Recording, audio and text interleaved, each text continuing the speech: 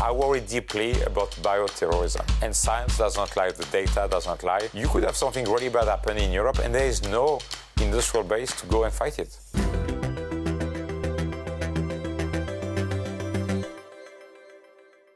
Welcome to The Big Question, the show from Euronews where we speak to some of the biggest names in industry. I'm Mared Gwyn, and today I'm joined by the CEO of Moderna, Stéphane Bancel. Stéphane, really good to have you with us. Thank you so much for having me. Our viewers will recognize Moderna most from the COVID-19 vaccine, the Spikevax. And of course, you know, this mRNA technology came to light for many people back then. Could you maybe remind our viewers what it is and what makes it so different to legacy systems? mRNA is a molecule that I have in every one of our cells. That's how we live. It's also how plant lives, how animal lives. Basically, the basic principle of biology, it just carries the instruction of how to make a protein. What we discovered as a company is how to make this into a medicine. So we can inject in your body an mRNA made in a factory, but totally similar to what you have in your body, to make a medicine with that mRNA, to give instruction to your cells so it can help you fight cancer or fight a virus, or it give you the instruction if you have a genetic disease that you're missing from your parents in your DNA to get you the protein so you can live a normal life. We started the company and then went public on this belief that mRNA is a very powerful technology and that over time we should be able to make medicine in many therapeutic areas.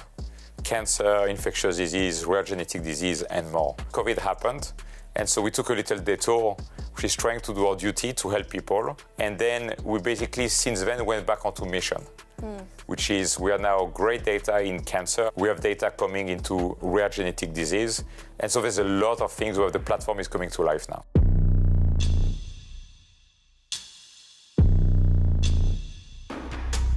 The concept of vaccines in oncology is something that for many of our viewers proved quite incredible to think about. Can you tell us a bit more about your vision for the future and how Moderna can play a role in this? Sure. So in vaccines, we're doing two different things. So let's start first with treatment.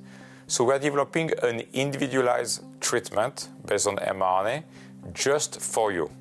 So we make a different molecule for every patient. And what this medicine does, this mRNA medicine, it goes into your immune system and basically teach your immune system the signature of your cancer cell so that your immune system can go eat your cancer. So now we have 5 years worth of data showing a huge impact compared to the best medicine available for skin cancer. The second thing is a new product for people that have Lynch syndrome. So Lynch syndrome is a disease, it's a genetic disease, and it's very, very frequent. It's 1 in 300 people. Think about it, it's around 1.8 million people in Europe. So a lot of people that have Lynch syndrome. So basically you have in your DNA instructions for the protein that go fix your DNA. As you know, in your cells around your lifetime, you're going to make a lot of new cells in your body. And those cells sometimes make errors. A bit like if you type on your typewriter or on your computer, you're going to make spelling mistake, right?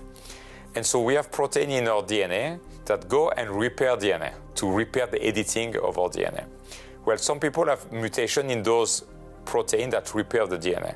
So as you age, you have more and more mutation happening in your DNA, leading to you getting cancer. If you are a Lynch syndrome patient, your chance of having cancer almost double compared to somebody who has not Lynch syndrome. And so what we're doing there is really a vaccine to prevent the cancer. So this is cancer prevention vaccine, really. Yes. And do you see this as, for the company, quite crucial? Because obviously we know that after that kind of COVID boom, there has been kind of a fall in stocks and the kind of prospects haven't been as good for Moderna. Do you see that changing due to these kind of developments? Yes, and as I said, we're kind of going on pre-pandemic strategy, which is we have now 4 infectious disease vaccines approved by European regulators.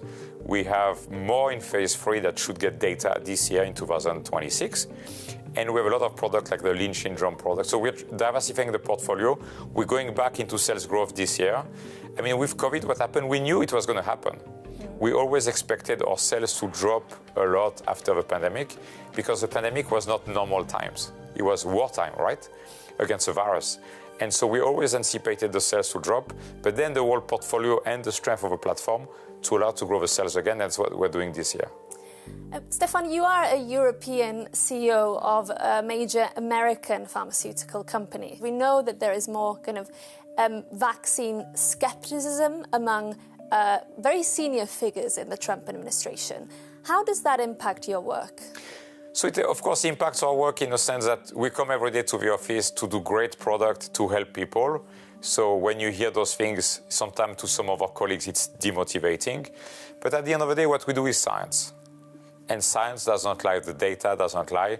We know that people are going to get hospitalized and going to die today of flu infection, of COVID infection, of RSV infection. And our job, our duty to society, is to make products to prevent those. Vaccine is one of the best medical tools we have. It prevents disease. Can you tell us what is Moderna's footprint in Europe? And also about whether you feel that the EU is getting it right when it comes to putting in the right conditions for innovation, like the innovation that you're exploring to happen in the EU as well?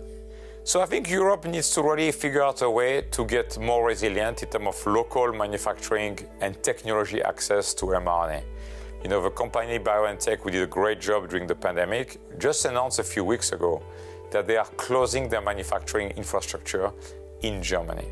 So if you look at it today on continental Europe, there is no mRNA manufacturing capacity. And so what we're trying to do at Moderna is to work with the European Union, trying to work with sovereign governments around Europe to figure out how could we do a partnership like we have done in Canada or in the UK or in Australia, because we think it's important for Europe to have mRNA on its soil. Because we know that there's an issue and a real concern when it comes to what they call strategic autonomy, and this applies to the pharmaceutical sector. Would you say that Europe is any better prepared now than it was back in 2019, 2020? So there's things that have happened, like this setup of HERA, which is an institution to help do pandemic preparedness. So things have happened. The piece that I think is a gap today is the lack of industrial base.